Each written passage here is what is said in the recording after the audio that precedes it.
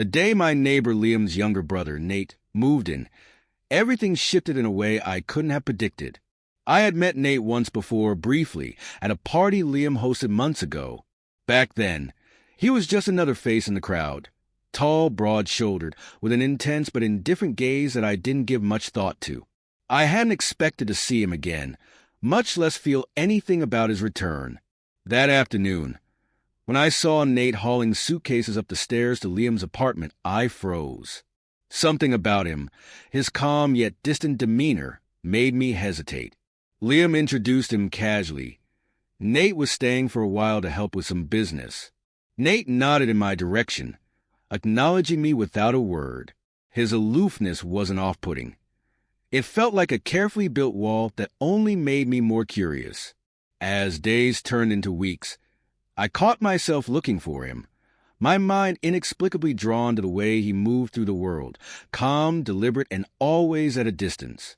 I'd catch glimpses of him smoking on the balcony, staring out at the city skyline, like he was lost in some unreachable place. I'd pass him in the hall, and each time, something in me stirred. It was unfamiliar, yet undeniable, a subtle, growing pull I couldn't ignore. One night, I saw him leaning against his car outside, his phone in hand. For a moment, I hesitated, unsure whether to acknowledge him. But when our eyes met, he nodded, and a faint smile tugged at his lips. It was the first crack in his guarded exterior. "You're out late," he said, his voice steady, laced with something weary but oddly comforting. I shrugged, keeping it casual, just taking care of a few things.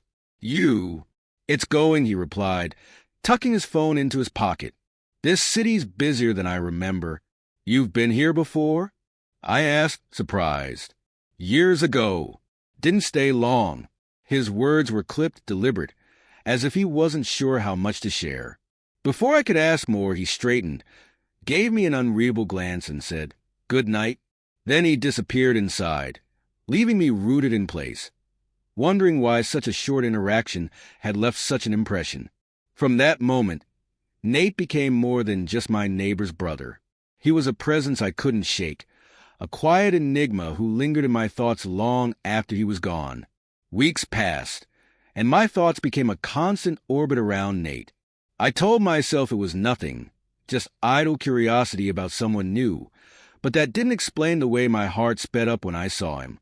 He moved through the world with a quiet deliberation, keeping to himself, his expression calm but distant. Every now and then, I'd catch him on the balcony late at night, cigarette in hand, his eyes lost in the city skyline. It was like he carried the weight of something unspoken, and I found myself drawn to him, in ways I didn't fully understand. When Liam invited me over for a small gathering one evening, I accepted more out of the hope of seeing Nate than anything else. The apartment was dimly lit. Music played softly, and small groups of people chatted in low voices. As soon as I stepped inside, my gaze found him. He was leaning against the kitchen counter, drink in hand, the faint glow of light catching the sharp angles of his face. For a moment, he glanced in my direction, and our eyes met across the room. My pulse quickened. He didn't smile or wave, just looked at me as though he were sizing me up, and I couldn't tear my eyes away. I drifted through the crowd, making polite conversation with a few people, but my focus stayed on Nate. His presence filled the room for me, even though he wasn't trying to command attention. He was simply there, quiet and detached, yet undeniably magnetic. I wondered what it was that made him seem so unreachable, so guarded. And I wondered, too, why I cared so much. As the evening wore on, the crowd thinned until it was just the three of us, Liam, Nate, and me. Liam, in his usual lively way, filled the space with stories and laughter, a warmth that contrasted sharply with Nate's quiet reserve. I sat back, pretending to listen, but my thoughts kept wandering. Every now and then, I'd catch Nate's eyes flicking toward me, his expression unreadable, and my stomach would twist with something I didn't want to name. When Liam left the room to grab more drinks, the atmosphere shifted. The silence between Nate and me was heavy, almost suffocating, yet I couldn't bring myself to break it. I could feel his gaze on me, and the weight of it made my chest tighten. There was something there, an unspoken tension I couldn't ignore. For a fleeting moment, I thought about saying something, anything, to fill the void, but I couldn't find the words. I didn't need to. The silence spoke louder than anything I could have said. The rest of the night passed in a blur, but that moment stayed with me. Long after I returned to my apartment, I lay awake replaying it in my mind. The intensity of his presence, the way he looked at me, like he saw something I didn't even see in myself. It left me restless, uncertain, and more drawn to him than ever. The following days became a strange balancing act of avoidance and longing. I tried not to let my thoughts linger on him, but each time I saw him, whether it was passing in the hallway or catching a glimpse of him on the balcony, it all came rushing back. My heart would race, my palms would sweat, and I'd feel like I was teetering on the edge of something I couldn't quite define. Then, one evening as I returned home, I saw him outside.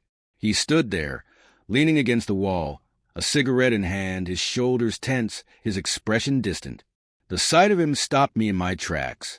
For a moment, I debated whether to keep walking, to pretend I hadn't noticed him, but something in his posture held me there. Without thinking, I moved closer, drawn to the quiet intensity that surrounded him. We stood side by side in silence for what felt like an eternity. The air between us was thick with something unspoken, an awareness neither of us dared to acknowledge. The distant hum of the city seemed to fade, leaving only the faint rustle of the wind and the quiet rhythm of our breaths.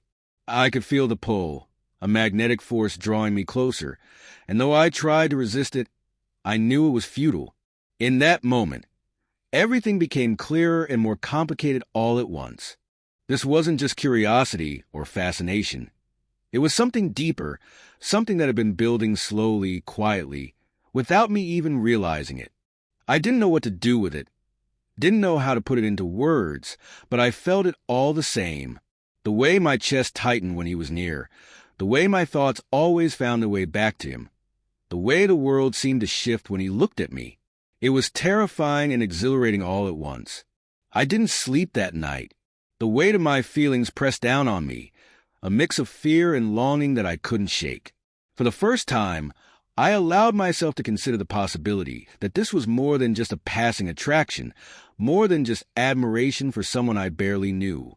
It was real, and it was consuming me. The pull toward Nate grew impossible to ignore. Every time I saw him, it felt like stepping into a gravity well, drawn closer despite myself. There was something about the quiet intensity in his presence that left me both grounded and completely unmoored. I couldn't understand why I felt this way, why he occupied my thoughts so completely, but the feelings were there, undeniable and insistent. One night, as I was heading back to my apartment, I saw him again, standing outside in the cool evening air. His cigarette glowed faintly in the dark, the city lights casting long shadows across his face. He didn't acknowledge me at first, but I could sense he was aware of my presence. There was a stillness in him, a quiet patience that felt like an invitation. Without thinking, I moved closer, drawn in by something I couldn't explain. Standing there, side by side in silence, I felt the weight of all the unspoken moments between us. I was hyper-aware of the space we shared, the faint scent of smoke on the breeze, the sound of his steady breathing. My mind raced with thoughts I couldn't quite hold on to. It felt as though I was teetering on the edge of something monumental, something that would change everything if I let it. Finally, Nate turned to me. His gaze was steady, piercing, as though he could see every thought I was trying to hide. In that moment, it was as if the world fell away, leaving only the two of us. There was no need for words. Everything I was feeling, every question, every hesitation, seemed to hang between us, understood but unspoken. The days that followed became a blur of stolen moments and quiet realizations. Every interaction with Nate felt charged, every glance and fleeting touch carrying a weight I wasn't sure I was ready to bear. The lines between us blurred, and though nothing overt had happened, everything had changed. I found myself watching for him constantly, yearning for those brief, electric moments where our paths crossed. Then one evening, Liam invited me over again, this time for a quiet dinner. I told myself I was going for Liam's sake, that it had nothing to do with Nate, but the truth lingered just beneath the surface. When I arrived, the atmosphere was warm and intimate, the kind of evening where time seemed to slow. Nate was there, of course, and as our eyes met across the room, I felt the now familiar rush of something I couldn't name. As the night wore on, the three of us fell into easy conversation, though I was acutely aware of Nate's presence at every moment. The way his eyes lingered on me a beat too long, the way his voice softened when he spoke to me, it was all there, unspoken but undeniable. Liam eventually stepped out of the room, leaving us alone in the quiet glow of the living room. I felt Nate's gaze settle on me, and though I kept my eyes fixed on the glass in my hand, I could feel the air between us shift.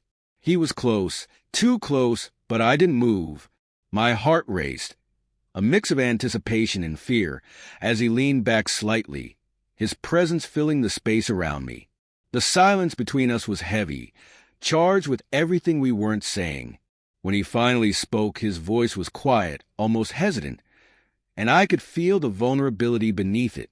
He didn't say much, just enough to crack the walls I'd been carefully holding in place. Without thinking, I reached out, my hand brushing against his. The touch was brief, almost accidental, but it was enough to make my breath catch. It was a first real acknowledgement of the thing that had been building between us, a spark that ignited everything I'd been trying to bury. In the days that followed, I couldn't stop thinking about that moment. It wasn't much, just a small touch, a shared silence, but it felt monumental. It felt like stepping off a ledge, like there was no going back. Every time I saw Nate after that, the tension between us grew stronger, thicker, until it felt like a tangible force, drawing us closer and closer. And then one night, it happened. I was returning home late, the streetlights casting long, lonely shadows across the sidewalk. Nate was there, leaning against the building as if he'd been waiting for me. My heart pounded as I approached, every step heavier than the last. When I stopped in front of him, he didn't say anything. He just looked at me, his expression calm but searching, as though he were waiting for me to make the first move. I didn't. I couldn't. The air between us was electric, filled with everything we'd left unsaid, everything we'd been too afraid to acknowledge. And then, slowly, he reached out, his hand brushing against mine. The touch was hesitant, almost unsure, but it was enough to send a shiver through me. My breath hitched, and before I could stop myself, I stepped closer. The world seemed to hold its breath as he leaned in, his movements careful, deliberate, as if giving me every chance to pull away. I didn't. His lips brushed mine in a soft, tentative kiss, and the air around us seemed to crackle with energy. It wasn't hurried or passionate. It was quiet, slow, filled with a depth of feeling I hadn't known I was capable of. When we pulled back, our foreheads resting against each other, I felt the weight of what had just happened settle over me. This wasn't just a kiss. It was a crossing, a line we couldn't uncross, a step into something completely unknown. My heart raced with a mix of exhilaration and terror. But as I looked into Nate's eyes, I saw something that grounded me, something steady and unshakable. In that moment, everything felt possible. The days after that kiss passed in a haze of quiet intensity. Every interaction with Nate felt different now, heavier, more deliberate. We didn't talk about it directly, but it lingered in the air between us, a silent acknowledgement of the boundary we had crossed. The way his eyes would linger on mine, the way our hands would brush in passing, even the spaces we occupied together felt charged with meaning. It was thrilling and terrifying, a constant dance of closeness and restraint. We began spending more time together, though it was never planned. He'd show up at my door with an unspoken invitation, or I'd find myself waiting on the balcony late at night, knowing he'd be there. Those moments were quiet, filled with shared silences and fleeting touches that spoke louder than any words could. I didn't know where we were headed, But I couldn't bring myself to stop, even as the weight of what this could mean loomed over me. One morning, as the city buzzed to life outside my window, I found myself lying in bed, staring at the ceiling. The memory of his touch, his kiss, the way he looked at me was something raw and unguarded. It all played on a loop in my mind. I wanted to believe we could exist in this small, private world we'd created, away from the noise and judgment of the outside. But reality was creeping in, and I couldn't ignore it forever. The truth was, this wasn't just about me and Nate. It was about everything that came with it. The expectations, the questions, the people we cared about who would inevitably notice the shift between us. Liam, he'd been my closest friend for years, always there when I needed him, and the thought of keeping this from him felt like a betrayal. And yet, the idea of telling him, of explaining something I was still struggling to understand myself, filled me with a quiet dread. That evening, I found myself in Nate's apartment. The city lights spilled through the windows, casting soft shadows across the room. We sat close, our shoulders brushing as we shared a bottle of wine in comfortable silence. There was an ease to these moments with him, a quiet intimacy that made everything else feel distant and unimportant. But as the night wore on, I could feel the weight of my thoughts pressing down on me. Nate must have sensed it because he turned to me, his gaze steady but questioning. His presence, so calm and assured, grounded me in a way I hadn't expected. Slowly, I reached out, taking his hand in mine. The warmth of his touch settled something inside me, though it didn't erase the uncertainty I felt. I thought about what he'd said before, about not wanting to pretend anymore, and I knew I couldn't either. But I also knew I wasn't ready to face the world outside just yet. For now, this was enough. These stolen moments, this quiet connection we were building together. As the hours slipped by, I leaned into him, resting my head against his shoulder, and felt a sense of peace I hadn't known in years. I didn't know what the future held for us, or how we would navigate the challenges waiting for us outside this room. But I knew one thing with certainty. I didn't want to let this go. Whatever this was, however fragile, however uncertain, it was real, and it was worth holding on to. The night stretched on, quiet and still, as we sat together in the warm glow of the city lights. For the first time in what felt like forever, I let myself believe that maybe, just maybe, we could find a way to make this work. Together,